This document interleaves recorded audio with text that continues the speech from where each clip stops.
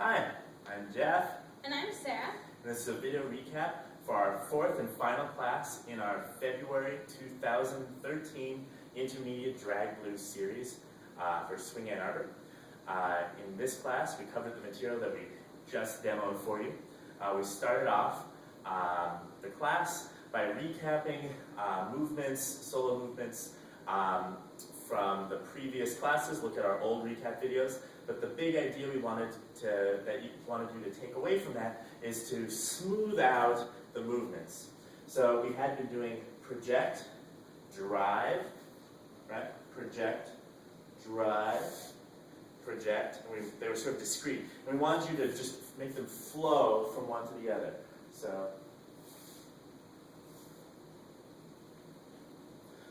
So we still want you to project and drive. We don't want you to lose either aspect, but make it more continuous so it's not necessarily exactly clear where one starts and the other ends. So that was the big thing for your solo movement. You can practice that on your own, wherever you go, solo drag movement. Then Next, we did the side catch move, so building off of the side catch from last week. and we did the Joe and Nell lean. It looked like this. 5, 6, 7, 8. And then we hopped out into this connection, and then we did a couple of things out of that. So just to remind you what's going on here, we've got the side catch. Look at our previous video. Then we bring the follow straight down the line. Leads, you take your hand and just gently place it, not like a poke, but just gently place it as the follow is turning. This will sort of dissipate some of the energy, and as she's turning, then you turn yourselves, leads. You pivot on your right foot, step with your left. Okay, so that slowed my energy, but I'm still turning and moving forward, and I let that continue, and I land on the leads back. And when I do this, we want our arms to be at a comfortable place to stop ourselves, and so more like this height than up here, and aiming roughly for the leads lower back. Right. And we don't want follows to be too shy. We want a little bit of weight, because the connection that we create there is created through our movement towards each other. So don't try to help the leads follows. That'll just make it so we can't do anything out of here. So. But leads have to have a very secure landing to support that extra weight. And from here, we did a little hop back, and we opened up our body's leads, giving a little bit of rotation to the follows, and we caught the arm. And then we did a couple different exits. And follows, we had the rotation, and we kept rotating into our arm. So our first exit was the challenge exit. It looked like this. And we continued walking in a circle. And then the basic exit was this one. Open up, and then into a wraparound that we did last week. So on the wraparound, you want to connect with the follow as soon as you can. Yeah. So we're like, yeah, we can start with Okay, so here we are. So she's coming straight down the line, and almost immediately after I let go of this hand, I have my hand on her back. And I keep turning with that. She wraps into the hand, and I step around. And remember, follows this arm, we have to be very careful when we're reconnecting with the lead. So I recommend sliding the elbow up on the lead as to avoid hitting. Great. After that, we talked about pivot spins.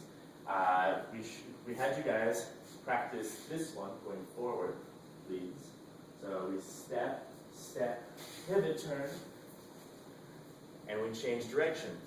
Remember, we need to push off. We need a strong drive leads to create that. And again, to follows, we have to match the lead's drive. And then we showed how you can use this to navigate the floor. So that we had you practice the one direction, but then we demoed other directions in which you can do pivot spins. And we encourage you to practice and explore which ones feel right. And then using this, you can go all around the dance floor. Okay? So this led into our discussion of how to social dance drag blues, especially in venues in which the dance floor is small and or crowded. And we made the analogy, much like Lindy Hop, right? You do your smaller movements when it's super crowded, but as soon as you see a spot, right, you do your swing out, or in this situation, you can then go out and do some drag walks. You walk to an open spot, maybe you see another open spot, up, maybe it closes up, and you're back into your smaller movements. And then we showed a few of the smaller movements that we've done throughout the class, so let's just do a demo of the smaller ones. Sure. So we've got our pivot turns into the double side patch. Go into jukin. Okay. We can do walks where we go back and forward.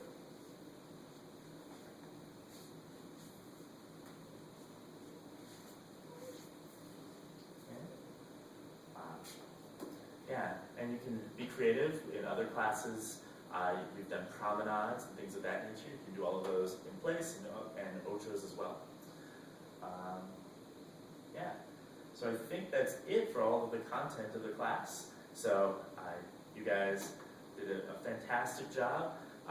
Remember to just practice all of your solo movements. Remember the big philosophy for drag blues as far as the style, the character of the dance. It's very smooth. So we match our movements to maybe smoother elements of music that we're listening to. And when we're partner dancing drag blues, it's very important that we have this sort of elegant nature where we're matching each other's postures. And that sort of creates the character and elegant nature of the dance. So I think that's it. Until next time.